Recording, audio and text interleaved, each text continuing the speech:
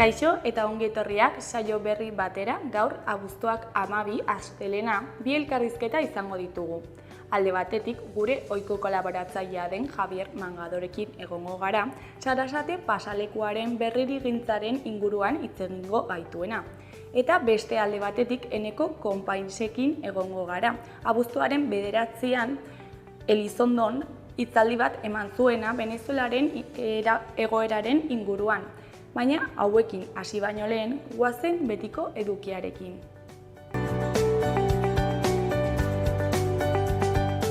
Goazen orain gaurko efemerideekin.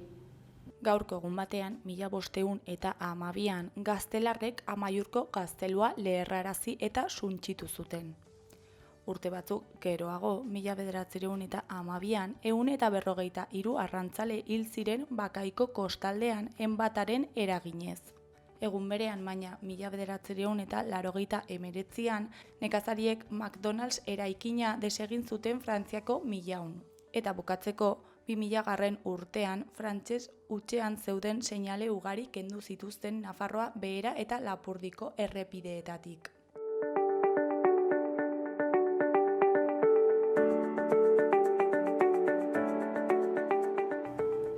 Berrikusi dezagun aste honetarako agenda. Asteazkenean, alde batetik musika aretoak kalean programaren eskutik, Airu taldeak kontzertua eskainiko du Iruñeko Zentral aretoan. Beste alde batetik, Ezpeleta Jauregiko patioan, 7:30 8:30 txiki rock kontzertua egongo da musika familiartean arnasten. Gainera, Gortari Doktorearen plazan gaueko 10etan zinema egongo da eta paperezko hegazkinak filma ikusgai egongo da. Larunbatean, Led Silhouette, Martxel Rodríguez eta Jon López gidatzen dute. Oraingoan, Los Perros dantza ikuskizuna taularatuko dute Bianako San Pedroko hondakinak aretoan, arratsaldeko 8:00.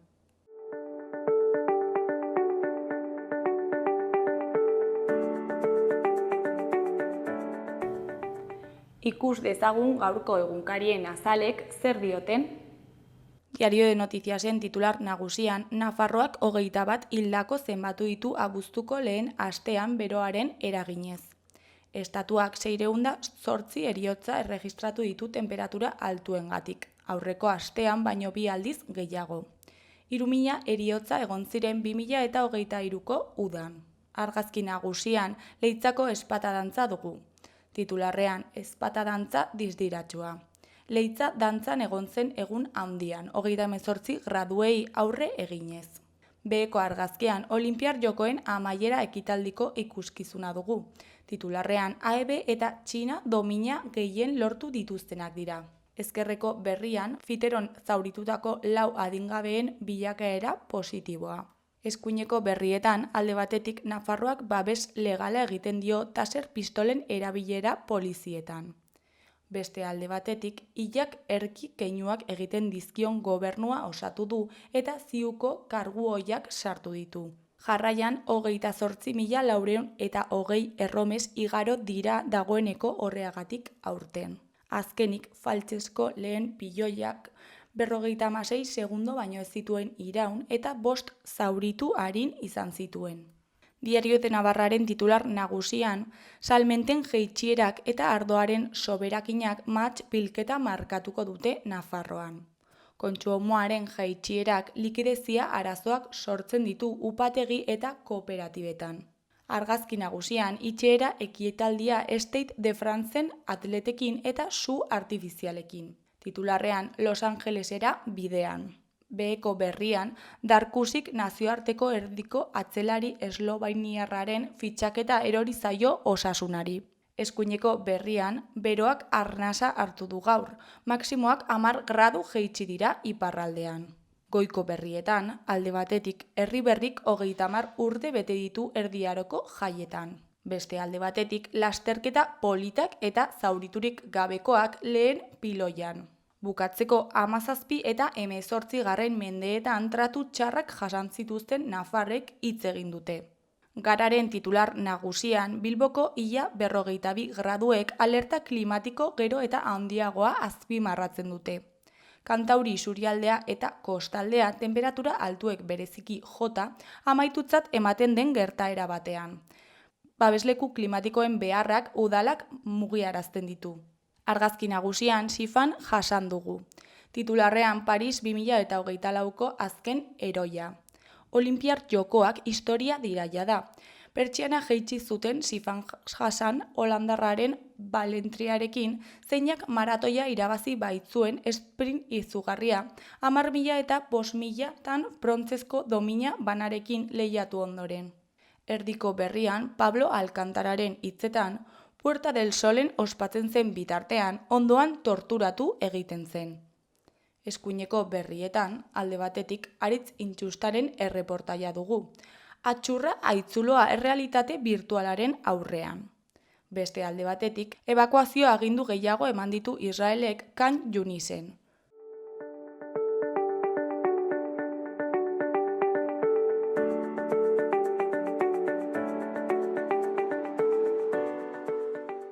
Kaixo, lehen esan bezala oraingoan gure ohiko kolaboratzailea den Javier Mangadoekin egongo gara. Kaixo, zer moduz? Ongi eta zuek? Ongi, aspaldiko. Bai, porraldia izan duzulako, ez? Bai. Bueno, gaurkoan ze gaiaren inguruan hitz egingo? Pues pentsatu dut, zera hartzea bat nahiko gaurkotasun handikoa, edo nolabait orain pilpilean dagoen edo gai bat, naiz eta udaldia izan, ez? Eta zer esate pasalekoa. Azken bolada honetan, batez ere udal berriarekin, ibili dira erreformak planteatzen eta obrak eta historiak, ez? Zaharberritzen, eta birmoldatze batez ere birmoldatze bat. Eta horren arira, igual, interesgarria da, pixkat, ezagutzea bere historia, edo historian barna nola garatu den zonalde hori, zer da, nahiko interesgarria. Zonalde hori, pentsatu behar dugu, fuera puertas zela garai batean, hemen esaten da fuera puertas, ateetatik, arresietako ateetatik kanpora zegoelako, ez? Hori zen, zera zabala, leku zabala. Zarretik kanpo geratzen. Hori da. Lehengo Iruña zena horretatik zera kanpo zegoen. Birmoldaketa batzuk izan ditu denboran barna, urteetan barna, mende gutxi, pentsatu behar dugu, 19. mendean, bertako hirigintza moldatzen delako, ez? Batez ere, orduan, bi mende darama bakarrik guk ikusten dugun, ezagutzen dugun bezala, ez? Orduan, azkeneko moldaketa izan zen, bere momentuan, han zeuden arbolak, zugarrak ziren, zugarrondoak, gaixotu egin ziren eta orduan moztu egin behar izan zituzten, ez? Orduan, berriak jarri zituzten, orain ja onditu dira, nahiko, ederrak dira. Eta azkeneko birmoldaketan egin zena izan zen saiatuz pixka bat nabaritzen erdialdea, oinezkoak ibiltzeko zonaldea, batez ere, goratu pixka bat. Eta orduan, errepideak, bialdetako errepideak, pixka bat bajuago ziren, ez? Eta orain egin nahi dutena da kontrako. Orain kontrako egin nahi dute. Zergatik, proiektuan agertzen den bezala, gaurko proiektuan, oraingo proiektuan agertzen den bezala, nolabaiteko simbolismoa hartu diote gaurko itxurari, esan ez edo imaginatuz goratutako alde hori dela arresi bat bezala, banatzen dituena bai alde zaharra eta bai alde berria, zabalgunea. Orduan hori nolabait berdintzeko asmoz, asmoa da, geratzea dena maila berean. Eta peatonalizatu, arras peatonalizatu, ez? proiektu, igual, interesgarria da, teknikoki nahiko komplikatua omen da. Orduan, bueno, pues ikusiko da, nola moldatzen den edo nola erabakitzen duten. Pixka bat komentatzeko, Sarasate pasealekuak da, bueno, bulebar antzeko, antzeko holako paseabide bat, ez? Paseabide bat. Eta 370 metro luze dauka. Orduan, ederra da, nahiko ederra. Ez da regularra, orduan alde batean da 370, bestean 310 bakarrik metrotakoa. Baina, toki polita nahiko ezaugarria Iruñan, eta merezi du zaintzea, ez? Orduan, harresi simbolismo hori nolabait hartuta, hasiko gara, igual komentatzen, hain zegoela harresia, Iruñeko harresia. Hain zuzen, San Nikolas poblazioa burgoaren harresia. Eta noiz arte egon zen? 16. mendera arte, konkistara arte. Hirigintza, hasierako hirigintza, zera herrialde baskoia zen, gero erromatarrak etorri ziren, bere hirigintza egin, eta hola, eta azkenean, Erdi Aroan 3 burgoak, 3 burgoak sortu ziren, ja momentuan komentatu genuen orduko gora berak eta San Nikolas hegoaldeenekoa bere harresia han zegoen, ez? Orduan, hori zen harresi zaharra. Fernando Erregea konkistatu zuenean Iruña, erabaki zuen Iruña gotortu, eta hobe gotortu artilleria oso garatuta zegoen, orduan harresi zaharrak alferrikakoak ziren, nahiko ahulak. Eta orduan pentsatu zuen beste harresi bat egitea, harresi berria, gaur egun hondarrak ezagutzen ditugunak. Orduan, gutxi gora bera 200 metrotara, handik 200 metrotara. Orduan, 200 metro horietan lehen kanpoan ziren eremuak eta zelaiak eta historiak, orduan hiri barru geratu ziren. Haien artean, Sarasate pasealekua, ez? Jakina, garai hartan Sarasate ezen sortu, beraz izena ezen hori. Orduan, zer zen takonera. Orduan, lehengo takonera, gaur egunen zautzen dugun takonera oso mugatuta dago, nahiz eta zabala izan, handia izan, lehen handiagoa zen. Lehen harrapatzen zuen Navas de Tolosa, kale osoa, eta Sarasate pasealekua, gaur egungo Sarasate pasealekua. Horrek esan nahi du, harresietatik kanpo bazegoela zonalde berde bat, bi harresien arteko, ez? Zonalde berde bat, lorategi antzekoa, zaindua, arbolak eta bazirela, eta proiektuan agertzen da beste ideia bat, eta da, berreskuratzea nolabait esateko, korridore edo pasabide berde hori. Bueno, a ber, zer gertatuko den. Kontua da, eragina, izango dela ez bakarrik Sarasate pasealekuan, baizik eta handik hegoaldera, bi harresien arteko zonalde jaia osoa harrapatzen duela. Orduan, hori ere birmoldatu behar da, batez ere trafikoaren aldetik, ez? Eta peatonalizazioaren aldetik, ez? Eta hor ere badago bere historia. Aurreko mendetako historia, interesgarria dago. Orduan, ideia da gaur egun, gaurko saioan, pixka bat komentatzea gainetik harresi zaharra eta hola, eta hurrengo saiorako edo hurrengo 2 saioetarako ustea beste zonaldea. Orduan,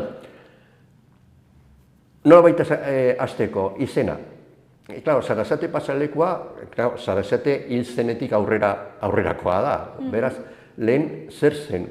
Betidanik eta oraindik ere, Gure artean, bertako on artean izan da el Paseo de Valencia.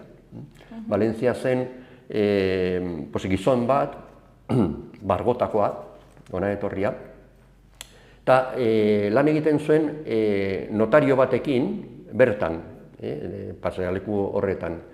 Eta tipoa, nahiko habilidade sozial handikoa zen, orduan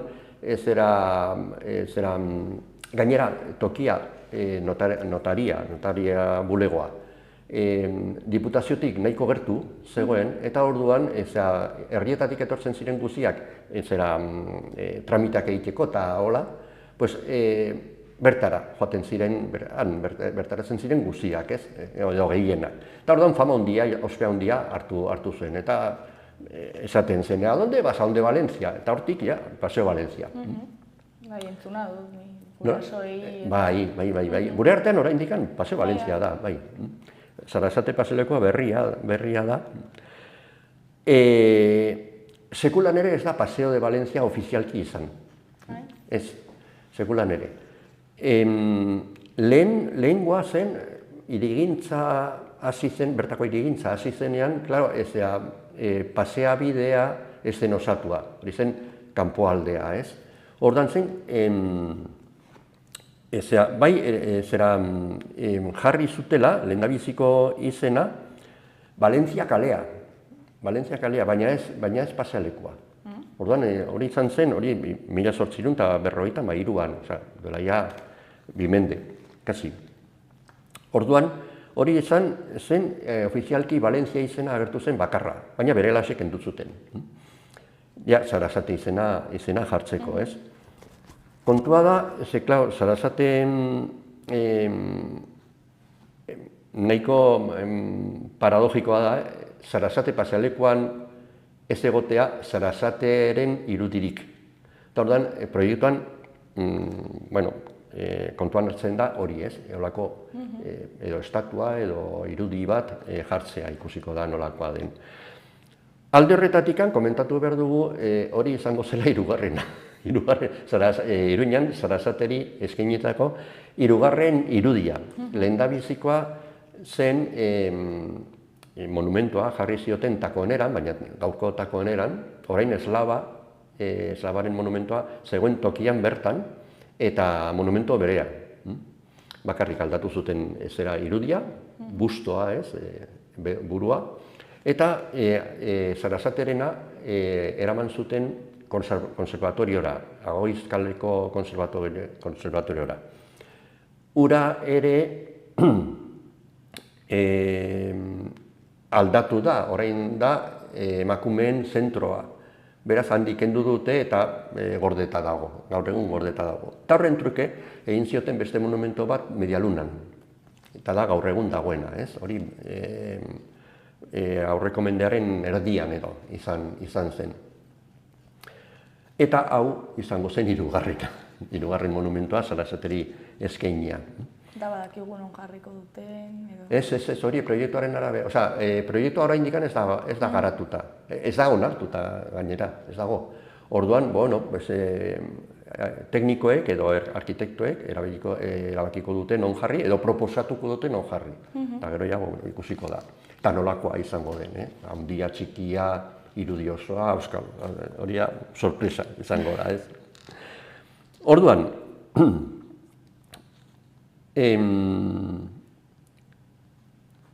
Arresia, hasiko gara Arresiarekin. Arresia zen gaur eguneko zenbaki bikoitzak dituzten etxeen aldea. Han zegoen Arresia. Ez dago oso argi, orain gaur egun artera sortu dira zalantza batzuk, ea zehazki non zegoen. Badago oraindikan elementu bat oso nabaria, garai hartako tokia markatzen zuena, Arresia markatzen zuena, eta markatzen duena, eta da San Nikolas Eliza. San Nikolas Eliza Arresian zegoen. Bere ondoan portale bat, San Nikolas portalea. Ez gaur eguneko portalea, eta Koneran dagoena, baizik eta portale zaharra. 16. mendetik atzerakoa. Orduan, dirudinez, hortik doa lerroa, zegoen lerroa, harresien lerroa.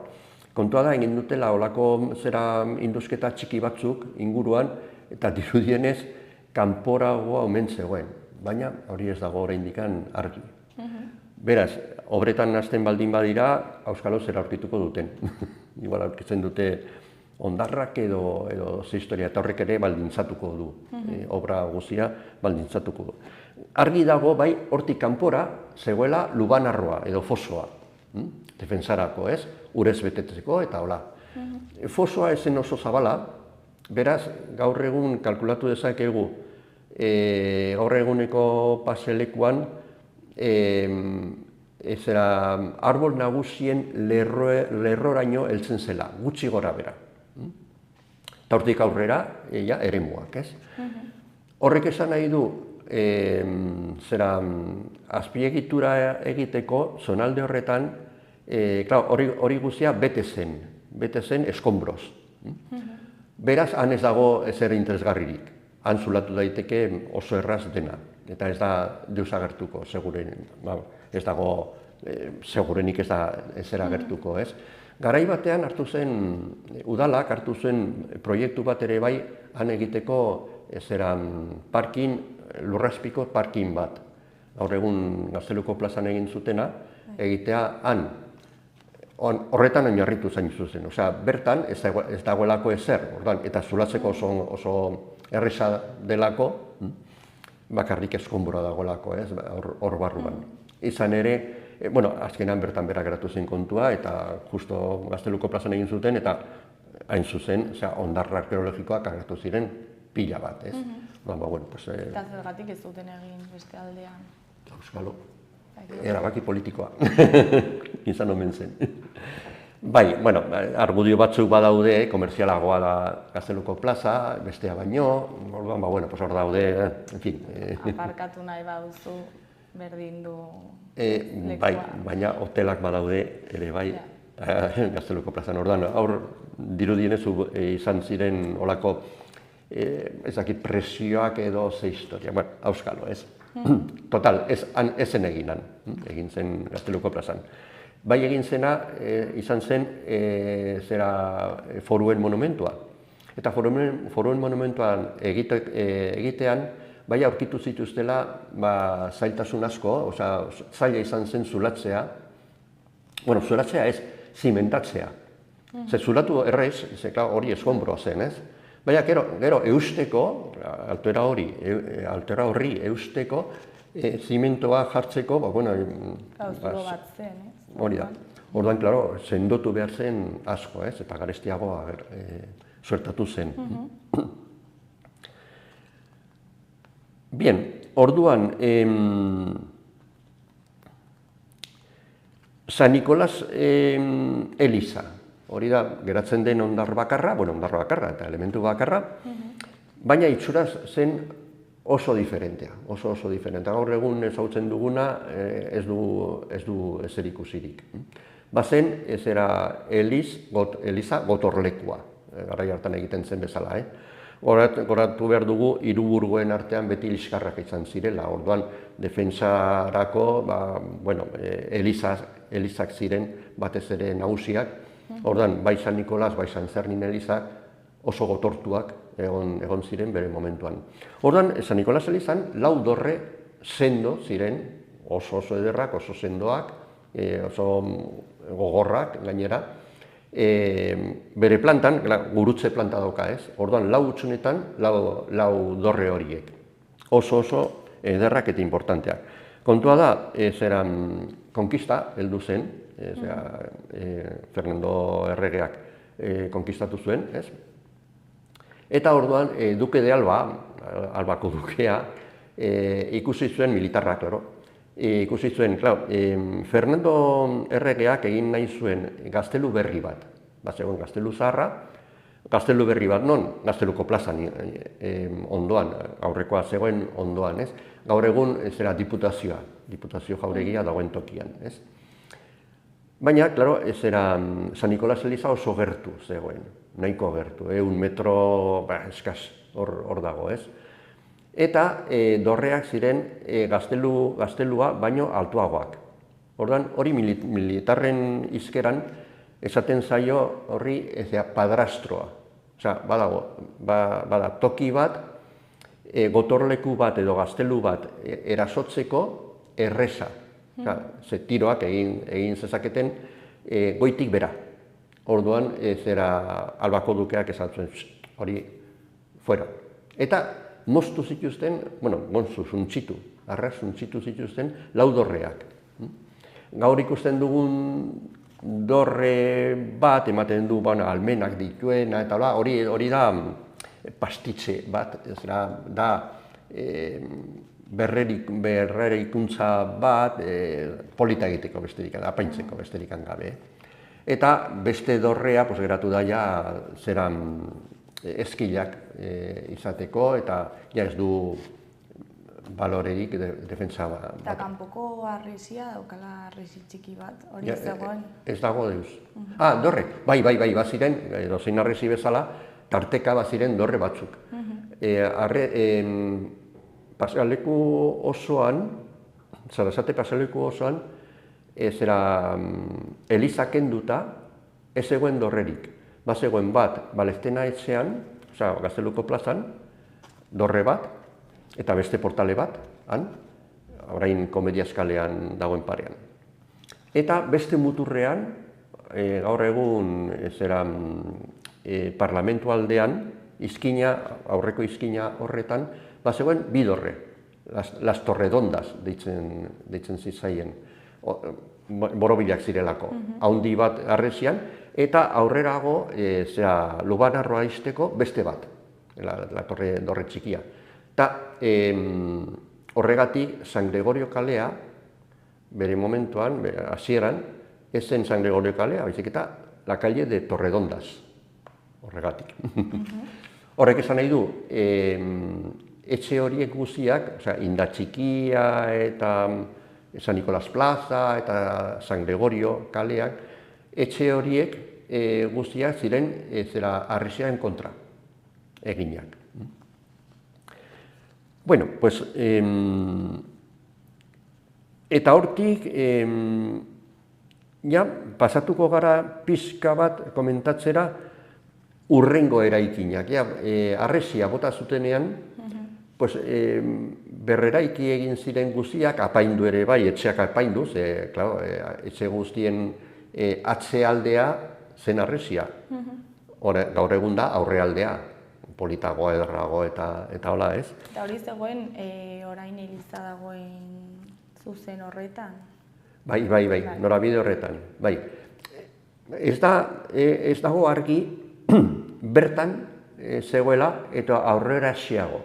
Hori da kontua ez.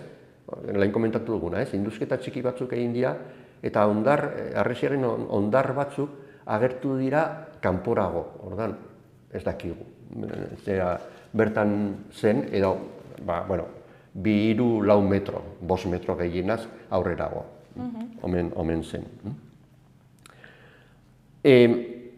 Lehengo, hasierako etxeak nolakoak ziren, batzu narko normalak, zegoen jauregi bat, kruzat leinuaren jauregi bat, gaur egun Nabasaletxea dagoen tokian, etxe haundi bat zen, hori kendu zen, eta gaurko etxeak egin dira.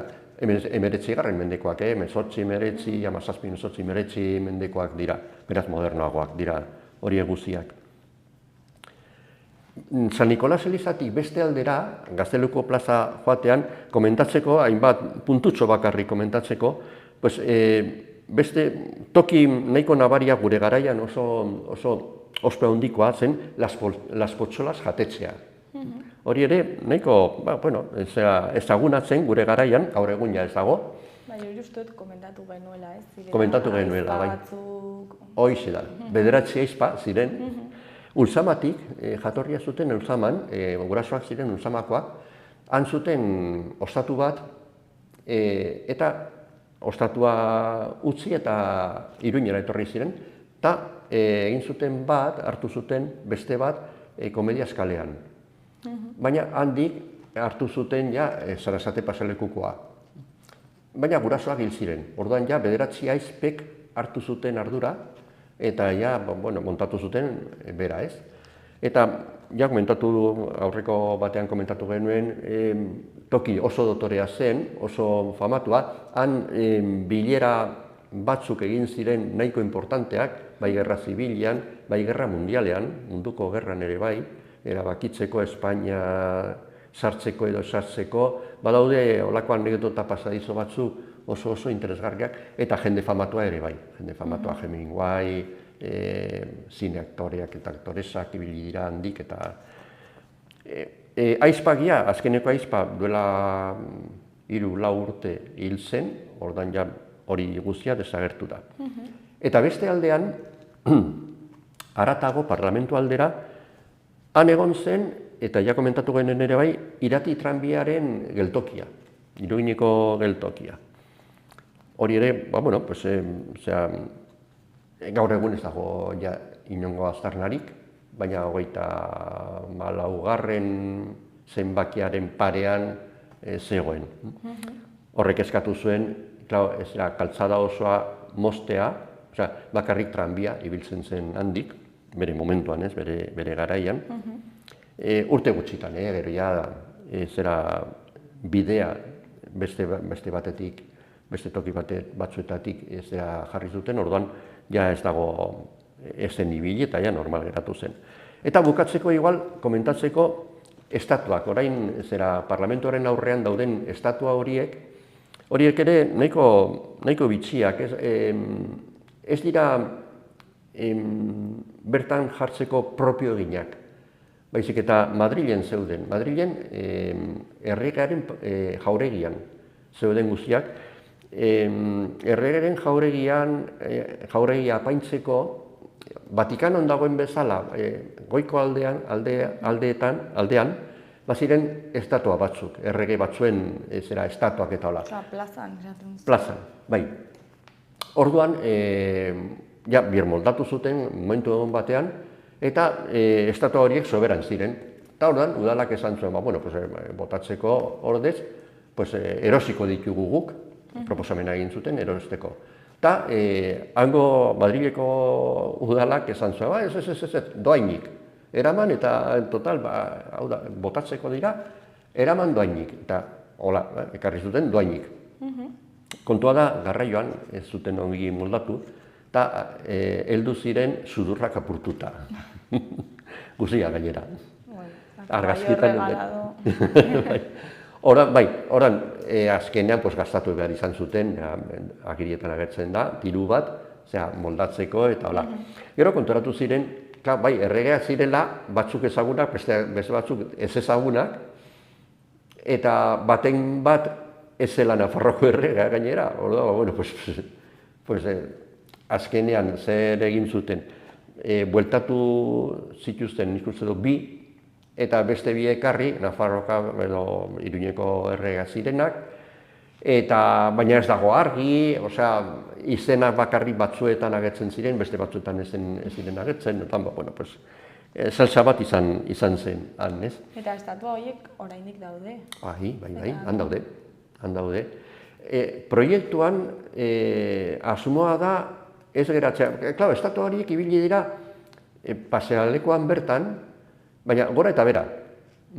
Urte batzuetan egon ziren orain dauden tokian, beste urte batzuetan egon ziren foruen monumentuaren inguru horretan, ibili dira gora eta bera. Eta oraingo proiektuan asmoa dute kentzea, jartzeko Sarasateren irudia, ez? Eta eramatea takonerara, gaurko takonerara. Orduan, non, igual Bosquecillon jarriko dituzte, ez dakit, hori ez dago... Konera da almazenatzeko leku. Baina, ez dakigu, hor dago kontua, ez? Beraz, hurrengo hilabeteetan erabakiko dute, bai proiektua osoa, bai obrak ere bai, obrak asmoa da 2026an bukatzea, ez dakit, lortuko duten. Eta hori, eta estatuekin zer egingo duten. Orduan, Ikusiko dugu. Ikusiko dugu, hori da. Eta hurrengoan jarraituko dugu gai honekin. Hori da. Beste aldeko zonaldearekin ibiliko gara. Bueno, Javier, mil esker. Zorregatik, eta hurrengo egunean egongo gara. Osongi.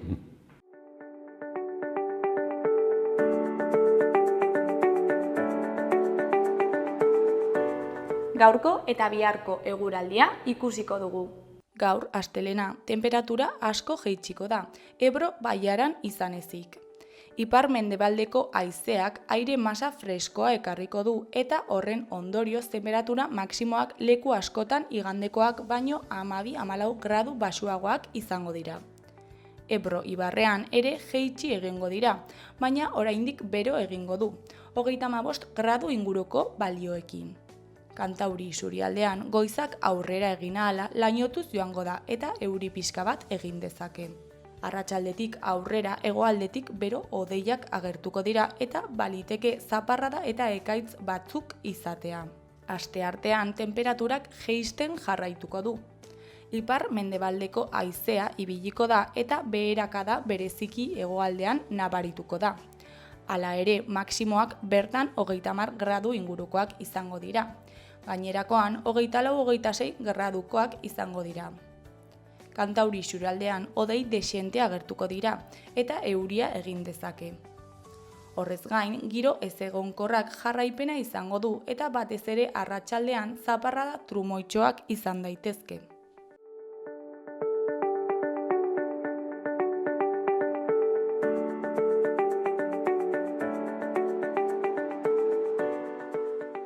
Kaixo, lehen esan bezala, orain eneko konpaintsekin egongo gara. Abuztuaren 9an, Elizondon Venezuelaren inguruko, egoeraren inguruko hitzaldi bat eman zuela, eta orain horren inguruan hitz egingo gaitu. Kaixo, zer moduz? Oso ongi. Ongi. Bueno, zer azalduko diguzu gaur, zer azalduko diguzu hori Venezuelan zer gertatzen ari da azken aldian, eta? Bai, funtsean banator hitz egitera Venezuelan azken asteetan gertatu denaz, bereziki hauteskundeen ondotik bertan batzuek eta modu interesantuan montatu duten kalapitaz. Ene ustez, Venezuelaren aurkako soka luze baten azken kate begia, besterik ez dena, ez? Ikusten ari gara egun hauetan, nola oposizioa oso oldarkor dagoen, nola iruzurra egon dela salatzen duen, baina salatu egiten du aurretik, azken 25 urteetan galdu dituen hauteskunde guztietan egin duen bezala, ezin dugu ahaztu.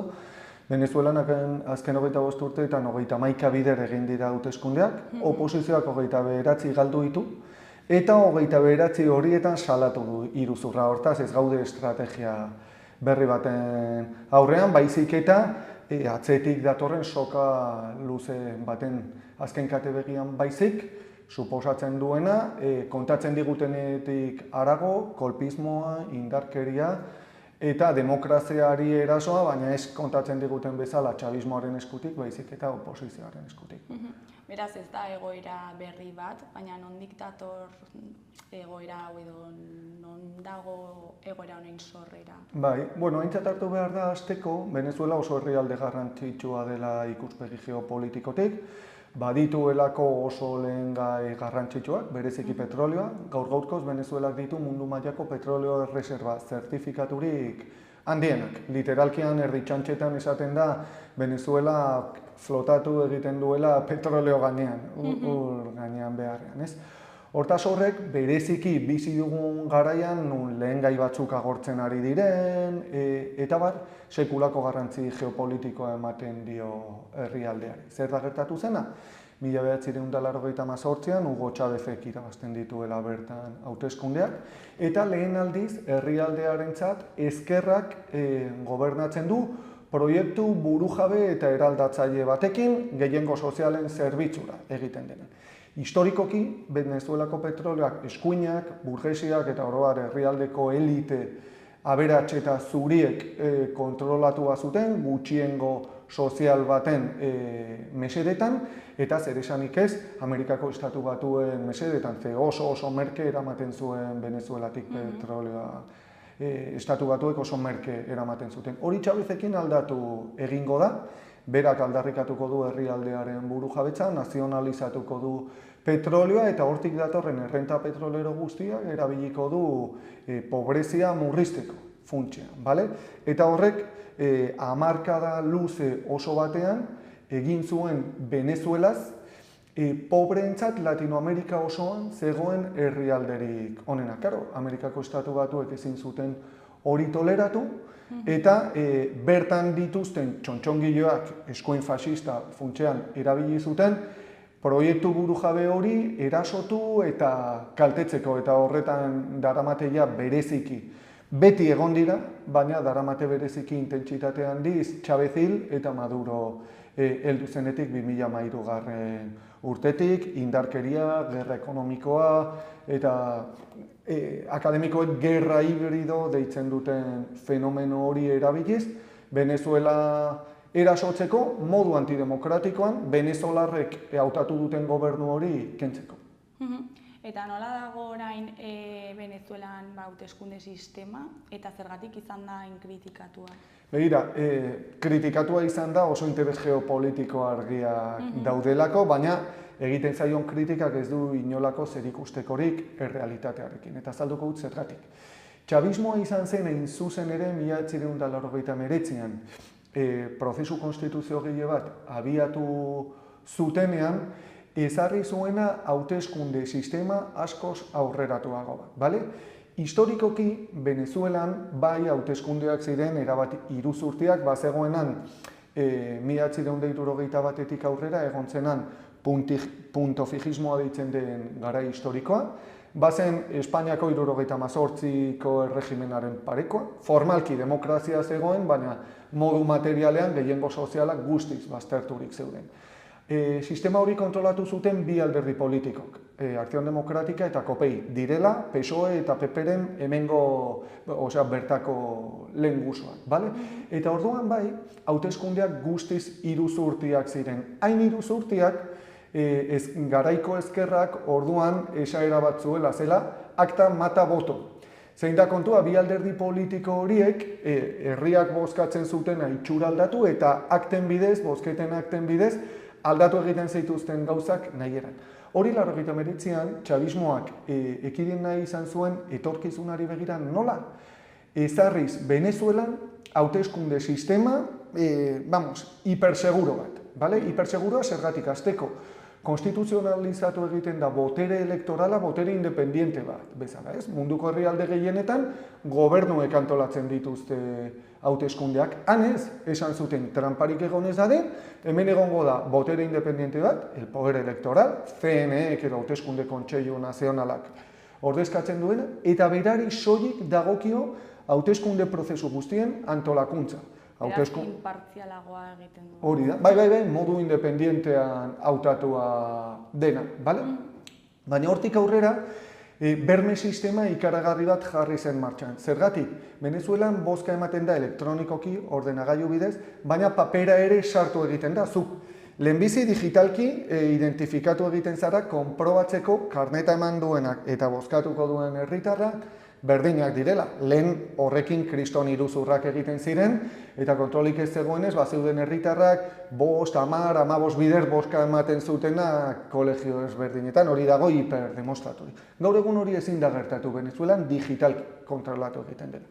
Gero bozkatzen duzu ordenagailuaren aurrean, konfirmatzen baduzu bozka, tike moduko bat edo recibo moduko bat ateratzen da, eta hori badoa bozka kutsara. Eta gero gainera, erregistrora zoaz, gueiatzen duzu tintarekin, sinatzen duzu eta hartzen dizkizute datu guzti. Ezin da trampeatu hori, baina garrantzitsuena zer da? Sistema informatiko hori auditatua da 13 bider, bale? Bederatzi bider hauteskunde aurretik, hauteskunde egunean bozkaketa isten denean beste behin, eta 3 bider ondotik.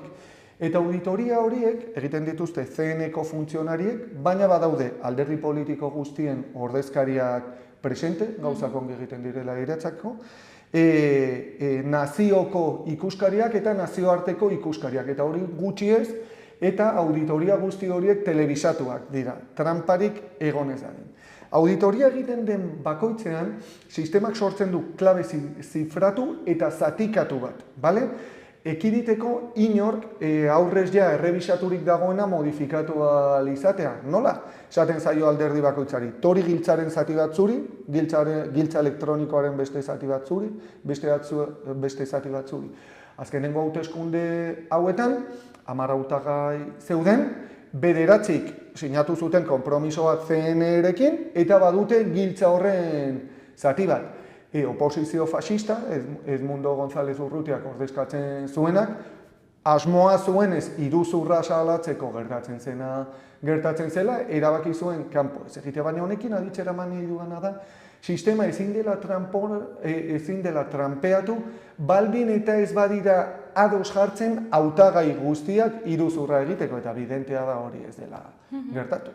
Orduan, oso sistema ziurra da, ze gainera, hauteskundeak izan eta berehala badago auditoria herritar bat, irekitzen dituzte bozkak hutsen 94%, horrelako auditoriarik ez da egiten mundu mailan. Auditoriak hemen adibidez, hauteskunde espainoletan, bozkak zenbatzen dira eta automatikoki badoaz zaborrontzira. Inork ezin du konprobatu hauteskundeak itxi zenbaketa egin eta 5 minutura, ia hori benetakoa zen ala ez, ezin da auditatu ze bozkak doaz zaborrontzira, ez? Venezuelan 94% auditatu egiten da. Dela, zifra ikaragarria eta gainera, behin zenbaketa egin denean eta dena makina guztiak doaz Caracasera, auditatu egiten dira efektiboki manipulaziorik egon den eta bat, eta bozka kutxak berriz ere herritarrek irekitzen dituzte konprobatzeko efektiboki.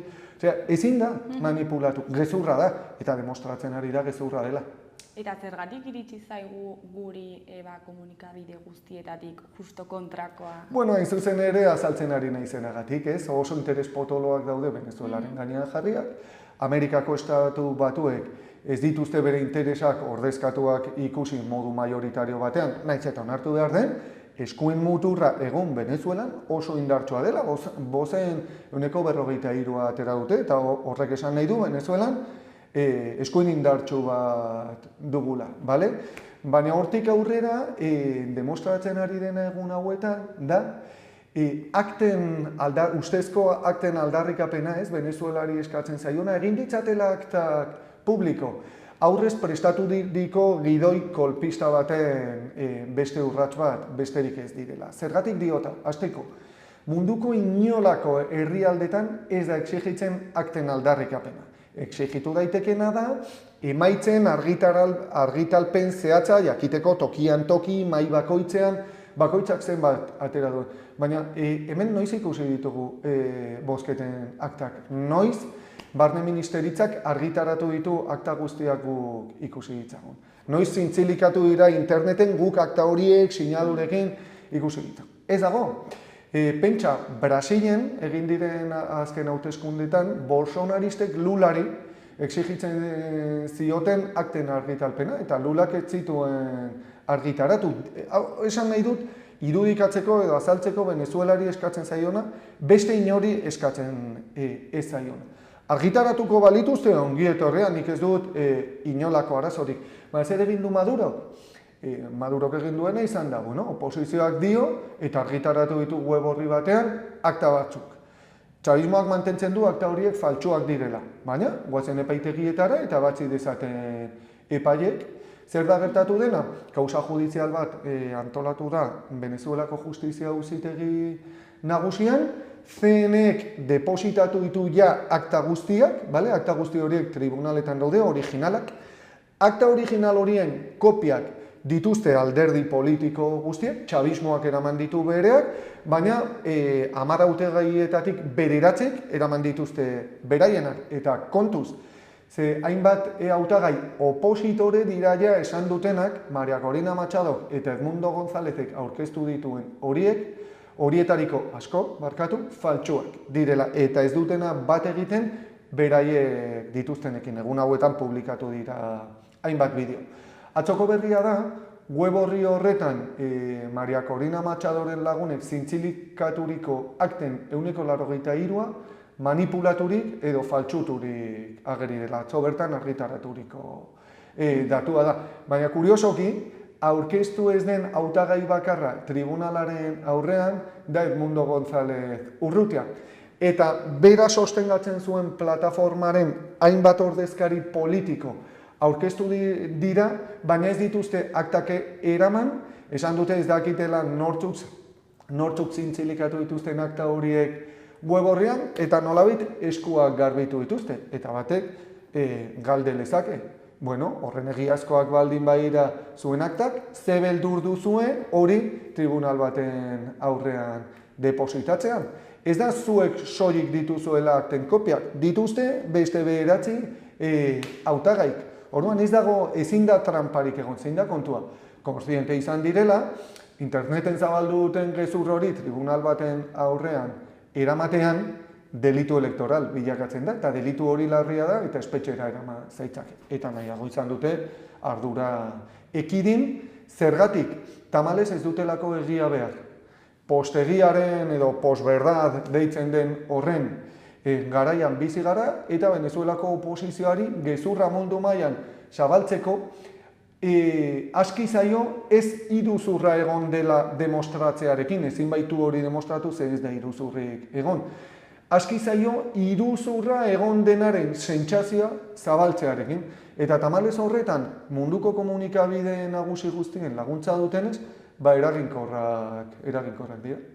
Eta Venezuelako herriak zer iritzi dauka? Bueno, zorionez ikusi duguna da, nik esan dut lehen, eskuin muturrak bozen 43% eskuratu du. Baina kontuz, eskuratu du mandatu bat elektoralki, baketsuki eta modu demokratikoan gobernua aldatzeko. Ez da gehiengo batek eskatu diona, baina 43% batek bai.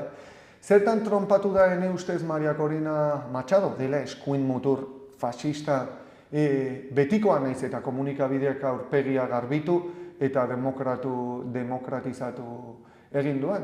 Nun tronpatu da? Pentsatu du mandatu horrek nolabait aukera bat ematen ziola herrialdean kasgora jartzeko eta berriz ere itzultzeko indarkeriara, kolpismora, bortizkeria, suteak, barrikadak eta guzti hori. Eta herriak esan dio nabarmenki ezetz, zergatik diot hau, ze uztailaren 29an hauteskundeen biharamunean kalistilloak zabaldu ziren herrialdean zehar, baina 30erako herrialdea bare zen. Eta zorionez, azken guztietan herrialdea bare dago. Txabismoa oso mobilizaturik, kalean, bakea eta ordena bermatu nahian, eta orokorrean nik esango nuke Venezuelako herria bakean, lanera itzuli da, normaltasuna nahi du, eta nahi du jarraitu Venezuela azken 2 urteetan hartu duen bidearekin.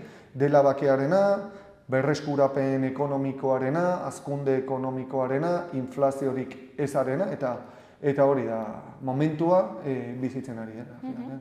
Ere, asko entzun da diktaduraren gaia, ez? Eta nola da posible diktaduraz hitz egitea hauteskundeak egon badira? Bueno, Eduardo Galeano intelektualak berak esan zuen, bataiatu zuen Venezuela diktadura arraro bezala, o la extraña dictadura, ez? Esaten zuen berak ze arraroa diktadore bat boterera heldu eta egiten duen lehen dekretua denean erreferendum demokratiko bat antolatzea Chávezek egin zuen bezala, ez?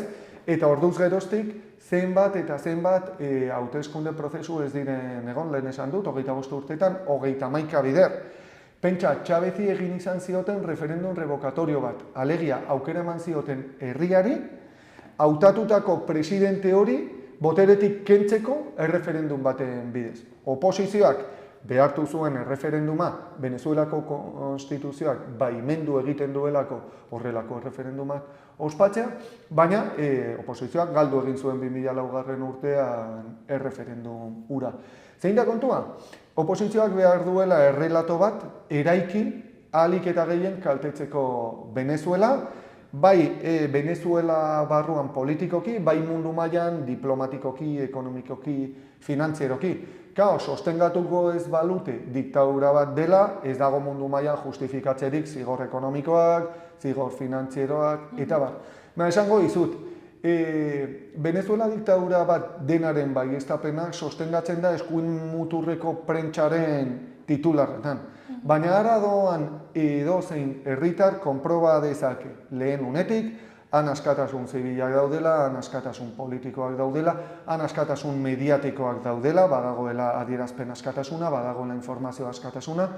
Areago, ze diktadurak toleratuko luke komunikabideen gehiengo bat izan zedin modu objektibo eta nagusi batean opositorea den bezala. Venezuelako telebista kate pribatuetan deitzen da estatu kolpeetara, deitzen da presidentea modu bortitzan kanporatzera, dei egiten zaien militarrei sublebatu daitezen gobernu konstituzionalaren aurka. Osea, Venezuelako komunikabideetan egun ikusten aldira munduko edozein herrialdek toleratuko ez lituzken gauza. Hortaz, diktadura bat denaren errelatoa ez da inondik inora sostengatzen, zer esanik ez, maila akademikoan, ez dago politologo bakar bat, ara doanik eta sostengatzen alduenik zientifikoa izan daiteken modu batean hori diktadura bat denik. Gustatzen altzaizu gehiago, ala gutxia, Venezuelako sistema politiko. Beraien sistema demokratikoak ditu ezaugarri propioak. Sistema demokratiko orok ezaugarri propioak dituen bezala. Ez da berdina Espainiako sistema, Frantziako sistema, Txekiar Errepublikako sistema edo beste edozein sistema, baina hortik aurrera Venezuela diktadura bat denik ez dago inondik inora sostengatzen. Eta hainbeste hauteskunde izan badira 25 urte hauetan, zergatik izan dute hauek hainbeste oihartzuna? Berriz ere diot, ez? Venezuelak ordezkatzen dituen interesengatik aintzat hartu behar da. Baina ez zeuden aurretik, 25 urte hauetan, ez zeuden interes horiek. Bai, egon dira modu permanentean, horregatik hauteskunde prozesu bat egon den aldi oro ikusi ditugu antzeko egoerak. Arazoa nun dago edo, zer suposatzen du? Kontua ez da bakarrik Venezuela, eta Venezuela soilik sekulako eragina duen herrialdea da, baina da Venezuelak munduari bidaltzen dion mezua. Aintzat hartu behar da, Chavez boterera heltzen denean, 1998an, neoliberalismoaren hegemonia erabatekoan bizi ginela, bale? 1992an Sobiet Batasuna eta sozialismo errealaren sistemak erortzen ditenez geroztik, instalatzen da Tino deitzen den esaera ez, there is no alternative, Margaret Thatcherrek instalatu zuen eta nolabait munduko herriei esaten zaie. Komunismoa kolapsatu da, proiektu sozialistak kolapsora joan dira eta hemen ja etorkizunari begira sistema bakarra dago. Dela, demokrazia parlamentario mendebaldarra eta sistema ekonomiko kapitalista neoliberala. Chavezek relato hori hankaz gora jartzen du eta erakusten du ezetz, historia herriek idazten dutela eta badagoela proiektu burujabeak gorpuzterik eta lehena da munduan, bale? Venezuelakoa da mundu mailan dagoen lehen altxamendu antineoliberala, bale? Eta zehazki Chavez da neoliberalismoaren aurka altxatzen den lehen gobernua. Gainera bertute batekin, altxatuko zuen ez Venezuela soilik baizik eta Latinoamerika, Venezuelaren atzetik etorriko ziren Ekuador eta Bolivia, Boliviako proiektuak jarraitzen du bizirik, Ekuadorrera erreakzioa heldu zen, baina altxatzen modu ezberdin eta heterogeneoetan, proiektu batzuk gorriak dira, beste batzuk arroxagoak edo beguinagoak, baina etorri zen Brasil, etorri zen Uruguai, etorri zen Argentina, etorri ziren, kontinenteko herrialde gehienak, ez? Eta hor gaur-gaurkoz jarraitzen du norgehiagoka bat egoten, batzuk krisiaren ostean hitz egin zuten ziklo progresistaren krisiaz edo amaieraz, baina azken urteek erakusten ari dutena da, ezkerra indartsu jarraitzen duela Mexikon, gertatzen direla gauzak Ertamerikako hainbat herrialdeetan, Hego Amerikako herrialde batzuetan, Bolivia kasu, estatu kolpea egon zen, baina gero estatu kolpeari herriak gainartu zion, eta bueno, oraindik historiak bizirik dira, eta Venezuela da nik uste itsasargia. Guzti horretan erakusten duena, bai ala bai, proiektu burujabeak gorpuztu daitezkela. Eta komunikabideetara itzulita, guri iritsi zaigu Venezuelako komunikabideak modu batean estatuak bere gardentasuna oztopatzen duela. Ze iritzi daukazu honen inguruan? Bueno, nik iruditzen zait kasi ridikuloa, ez? Ze ara joan besterik ez dago, pizteko telebista eta ikusteko telebista kate askotan nolako kritika zorrotza eta zorrotzetik harago, esango nuke kolpista egiten zaion gobernuari. Baieztapen hori ez dago inondik inora sostengatzerik. Venezuelako edozein herritarrek ikusten alditu telebista kate nazionalak eta internazionalak. Eta batzuetan eta besteetan askotan gehiengo nabarmen batean esango nuke nik egiten zaio kritika nabarmena, inkluso basatia gobernuari. Hortaz, ez dago inondik hartu. Eta zu han zinen hauteskundeak izan zirenean, nola bizi izan zenuen? Bueno, ni ara joan nintzen Simon Bolivar Institutoak gonbidaturik eta CNEaren hauteskunde kontseilu nazionalaren baimenaz, hauteskunde ikuskaritza egitera, hemen izan banaizelako konstituzio zuzenbide irakaslea, EH1, eta hori baliaturik, nahi zituzten ahalik eta lekuko gehien egon zitezen, hauteskunde prozesuaren gardentasunaz fede emateko. Ni bezala beste 1000-tik gora herritar joan dira, eta baita nazioarteko antolakunde ezberdinak ere, hauteskunde prozesua ikuskatzera. Eta nik han ikusi izan nuena izan zen hauteskunde prozesu normal bat, batzuk eta besteak askatasunez kanpaina politikoa eginez, kanpaina politikoa garatuz. Nire kasuan La Guaira estatuan egon nintzen dela kostako estatu txiki bat, 70.000 biztanle dituena, Caracasetik 41 kilometrora, eta hainbat hauteskunde kolegio ikuskatu nituen, ilara luzeak, pazientzia handia, herritarren partetik, galdekatu genien, batzuk opositoreak, beste batzuk txabistak, baina normaltasunean, pazientziaz eta bakean ematen zuten bozka. Izan genuen aukera ere, kolegioen barrura sartzeko, ikusteko efektiboki nola aplikatzen zen lehen aipatu dudan hauteskunde sistema, huella digitala, bozka elektronikoa, bozka kutxan papera sartu eta erroldan izena eman. Hori guztia jarraitzeko aukera izan genuen aukera ikusteko nola alderdi politiko ezberdinen lekukoak zeuden prozesua jarraituz. Izan genuen aukera hitz egiteko epaimahai buruekin, izan genuen aukera hitz egiteko instalazio teknologikoaren edo bozka telematikoki ematen den arduradun teknikoarekin, izan genuen aukera hitz egiteko militarrekin, poliziarekin, bertan dauden arduradun ezberdinekin, eta prozesua erabateko normaltasunez eramantzen aurrera, ariketa gauean eta behin kolegioak itxita, berriak heltzen hasi ziren arte, oposizioarenak, dituzu salaketak, eraso teknologikoa edo zibererasoa hauteskunde sistemaren aurka, eta bar, eta bar. Eta nolakoa da Venezuelan ekonomia, ez estatu moduan, esan dugula oso ona dela, baizik eta herriaren ekonomia nolakoa da? Bueno, aintzat hartu behar da, 2013tik aurrera oposizioak estatu batuen laguntzak, nazioarteko zigor ezberdinak sustatu zituela herrialdearen aurka, gaur-gaurkoz indarrean dirautenak, gaur-gaurkoz 900 zigor ekonomiko eta neurri koertzitibo unilateral baino gehiago daude ezarriak, bai estatu batuek, bai Europar Batasunak, ezarriak Venezuelako ekonomia kaltetzeko helburuz, hain zuzen ere gobernuari kalte politikoa egiteko.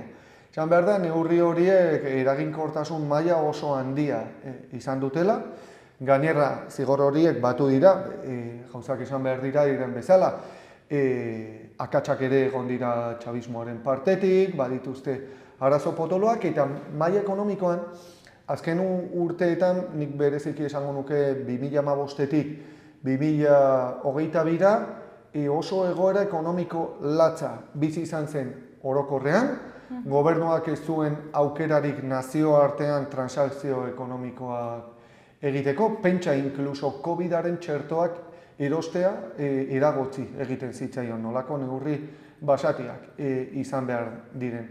Hala ere, gobernuak ez du amore eman, bere proiektu burujabea defendatu du azken neurriraino, eta baliatu da, gaur-gaurkoz indarrean dago jada mundu multipolar bat, gaur egun ja estatu batuek jarraitzen dute botere handia izaten, baina ez dira ja munduko jendarmeak, hor dago Txina, hor dago Errusia, sekulako laguntza eman diotena Venezuelari, eta horrek aukera eman dio, ezartzen zitzaizkion zigor guzti horiek, gainditzen bidean jartzeko. Nik nolako egoera topatu dudan egun. Esango nuke, herrialdeak oraindik erronka ekonomiko potoloa duela, nagusiki soldatak berreskuratzea, txabismoaren lehen 12-14 urteetan, zerbait lortu bazuen txabismoak izan zen pobreen erosahalmena biderkatzea.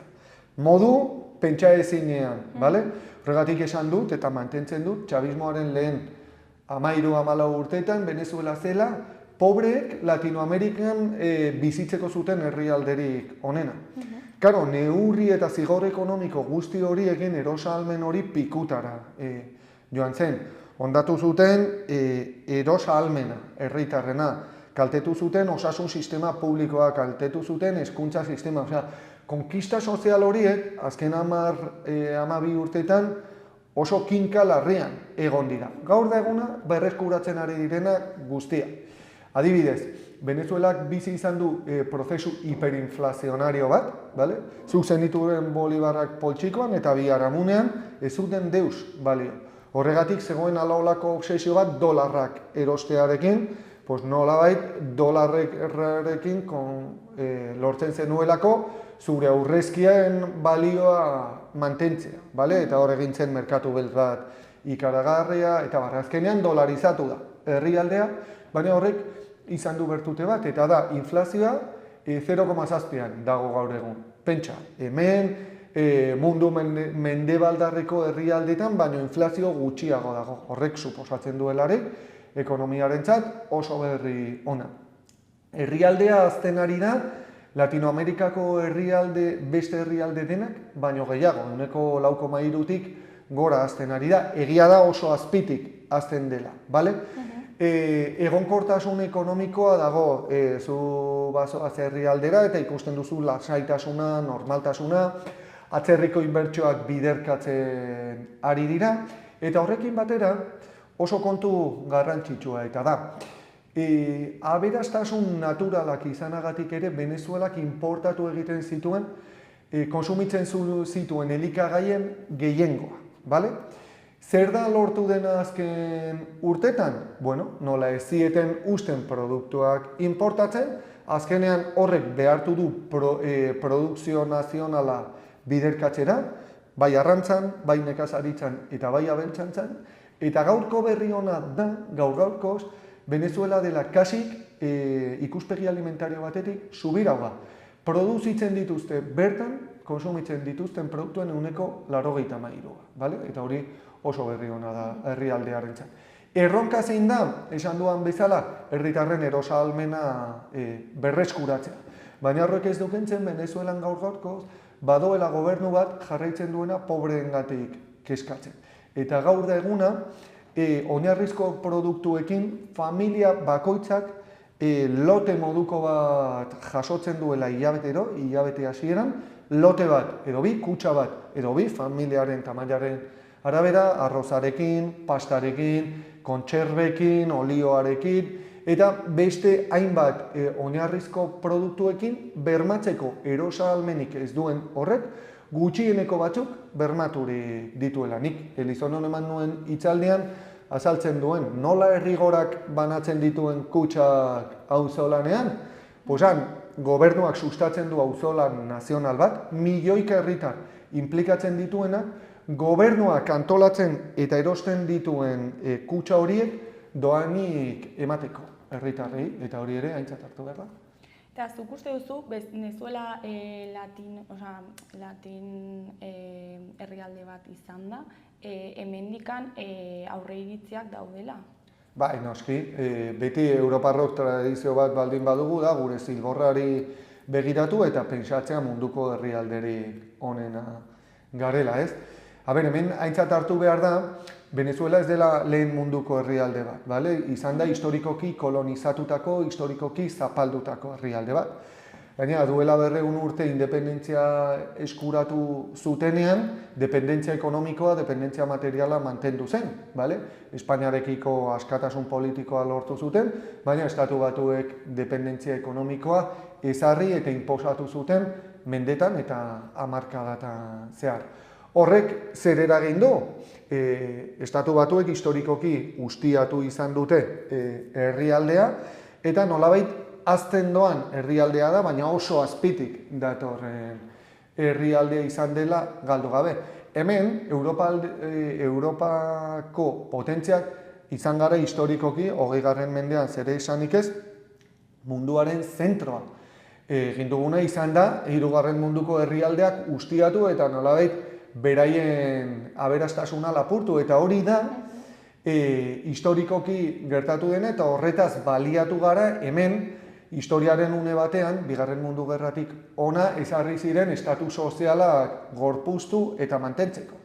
Hori bukatzen ari da, batetik 2. munduko herriak lerratzen ari direlako geroz eta gehiago Txina eta Rusiarekin, eta geroz eta gutxiago Amerikako estatu batuekin. Eta horrek azaltzen du, hemen pairatzen ari garen uholde neoliberala, estatu sozialaren oinarriak txikitzen ari dira. Hortaz, galdetzen badidazu, nun gaude hobeto hemen edo Venezuelan? Venezuelak pairatu du sekulako zapalkuntza, baina han bai saiatzen ari dira proiektu burujabeak gorpuzten, proiektu sozialista bat gorpuzten, alternatiba bat gorpuzten. Egiten ari dira milioika herritar antolatuz auzolan erraldoi batean, proiektu komunala deitzen dena. Han saiatzen ari dira gorpuzten, demokrazia komunal bat, auzoetatik, herri txikietatik hasten dena, eta behetik gora doana, botere politiko, ekonomiko eta soziala eraikiz. Egiten ari dira akatsekin, sekulako kontrasanekin, sekulako oztopoekin, eta oso modu imperfektoan eta desorekatuan, nik hori ere ikusten dut. Baina zuzen ere horrek bilakatzen du Venezuelako iraultza bolibartarra prozesu humano bat, gizatiarra, imperfektoa, ez gara jainkoak, ez gara jaio jakinduria guztiarekin, eta prozesu hori ikaste prozesu bat ere bada. Baina niretzat azpimarratzeko da, han bai, erakusten ari direla, oztopo posible direla alternatibak. Alternatiba errealak, utopia errealak eraikitzea. Eta tamalez hemen gaur-gaurkoz, sistema kapitalistaren pean jarraitzen dugu eta oso Europa ilun eta eskuineratu batekin. Eta bizikalitateari dagokionez, gaur egun desberdintasun handiak nabaritzen dira Venezuela eta Europaren artean. Bai, lehen esan dudanagatik, hemen herri edo estatu zapaltzaileak ditugu, 3. munduko herrialdeak ustiatu ditugunak, baina gero ustiapen horren ondorioak jaso nahi ditugunak. Hitz egiten da bizi garela askatasunen Europan, baina gero sekulako harresiak eraikitzen ditugun Melillan, ez ditugulako onartu nahi gure politika ekonomikoek 3. munduan sortzen dituzten kalteak. Orduan, zuk munduko beste herrialdeak ustiatzen dituzunean, erresa da esatea ze ongi bizi zaren hemen. Hala ere, hemen ez gara estatu sozialaren garaian bizi. Hemen bizi gara estatu neoliberalaren edo estatu merkatuaren garaian. Merkatuak helmen geroz eta nabariagoa du, fijatzen bagara, historikoki merkatutik kanpo kokatzen ziren disiplinetan, ez? Nola demontre planteatu daiteke osasunarekin negozio bat egiten aldenik, ez? Horregatik zutitu ziren osasun sistema publikoak, baina tamalez, gaur egun publikoak kaltetu egiten da, publikoak atzera egiten du, eta klinika pribatuak dira geroz eta tarte gehiago dutenak. Osasunarekin egiten zen hori, geroz eta gehiago egiten da, adibidez, hezkuntzarekin, unibertsitate pribatuak zutitu ziren, baina gaur egun geroz eta master pribatu gehiago, geroz eta presentzia pribatu gehiago unibertsitateetan, geroz eta ikerketa pribatu gehiago, geroz eta negozio handiagoa dago ikerketaren eremua, eta lehenetsi beharrean interes publikoak, lehenesten dira interes pribatuak. Venezuelan, errealitatea bestelakoa izanik, abia puntua okerragoa izanik, ikusten duguna da ezker politiko bat aldarrikatzen duena publikoaren papera eta estatuaren papera. Kapitalismoak indarrean jarraitzen du Venezuelan, noski baietz. Neoliberalismoaren ondorioak jarraitzen dira pairatzen Venezuelan, noski baietz. Kultura konsumista dago Venezuelan eta nolabait American Way of Life hori indarrean jarraitzen du, noski baietz, baina han badago ezker politiko bat, estatuaren jabe egin dena, eta aldarrikatzen duena estatu bat dela zuzendu eta gobernatu behar duena ekonomia. Estatu bat dela zuzendu eta gobernatu behar duena lan mundua. Estatu bat dela zuzendu eta gobernatu behar duena hezkuntza, osasuna, oro har, bizi duin bat aurrera eramateko beharrezkoa dugun guztia. Modu perfektuan egiten du hori? Ez. Akatsekin egiten du? Bai. Kontraesanekin egiten du? Bai. Oztopoekin ere? Baina egiten du. Eta hori ezin dugu bistatik gata. Eta orain, ze norabide hartuko du Venezuelaren egoera edo? Bueno, pues, ikusteko dago nondik nora joango diren gertakariak. Momentuz badago lehia bizi bat, ikusteko ia behingoz onartzen den Nicolás Maduro presidente konstituzional eta legitimo bezala. Hemen sinestarazi nahi digute, inork ez duela mundu mailan Maduroren garaipena errekonozitu, baina realitatea da ja, 50 herrialdetik gora doazela, aitortu dutenak, Maduroren garaipena, garbia dela. Noski, mundu mendebaldarreko inork, Europar Batasuna edo Estatu Batuetako inork ez du hori aitortu, baina aitorpen horiek helduko dira emeki honezkero, mundu mailan oso garrantzitsuak diren gobernuek ja onetsi dutelako Maduroren garaipena, zer esanik ez Txina, Rusia eta bestelako munduko potentzia batzuk. Beste batzuk, oraindik garaipen hori onartu gabe, hartu dute diskurtso ezberdin bat ez duena zerikusirik kolpismoarekin. Ez Mexiko, Brasil eta bestelako Latinoamerikako herrialde batzuk esan dutena da, bueno, itxaron behar da, ikusi behar da, argitu behar da zer den gertatu dena, baina edonola ere bidea ez da kolpismoa. Bidea da, arazorik baldin badago aktekin, publikatu, zuk oposizio bezala eraman behar dituzuna, eta arazorik badago munduko beste herrialde batzuetan egiten den bezala, jo tribunaletara, elegite bat jarri, eta nolabait bide instituzionalak errespetatuz. Gaur gaurkoz, nor da posizio kolpista babesten ari dena? Latinoamerikan eskuin muturra babestu duten gobernua, ikusten ari gara adibidez El Salvador, Bukelerekin, ikusten ari gara Argentina Mileirekin. Amerikako estatu batuek gutxi goraera babesten dute bide hori, baina kontuz, geopolitikoki jakin badakitelako Venezuelako petroleoa behar dutela, eta Maduro esan du, iruzura sostengatzen tematzen bazarete, eta nolabait kolpismoan instalaturik jarraitzen baduzue, zuekin negoziatu eta adostutako petroleoa badoa BRICS-eko herrialdeetara. Eta, claro, estatu batuek ezin dute hori onartu.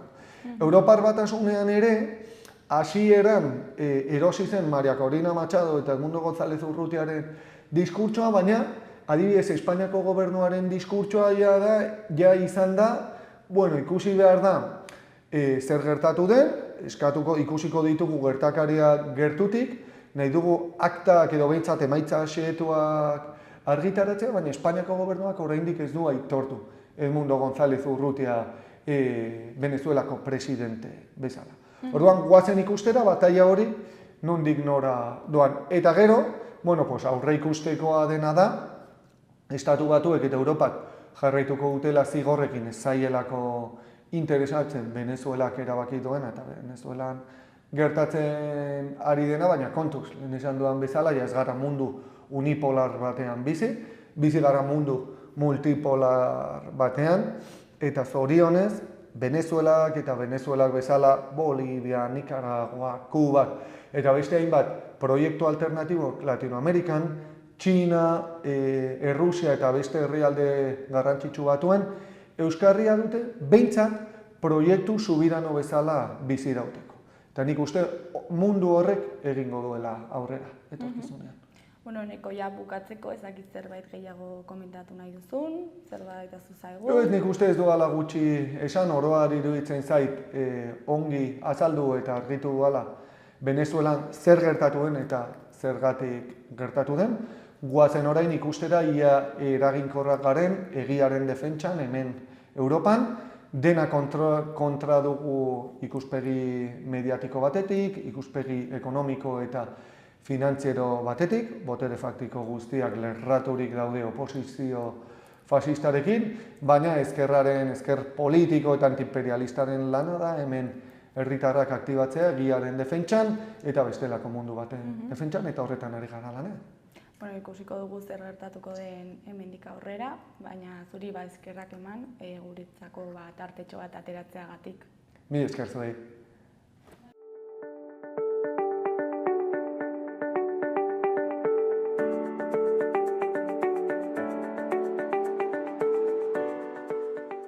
Gaurkoz hau izan da dena, bihar itzuliko gara eduki eta elkarrizketa berriekin. Agur!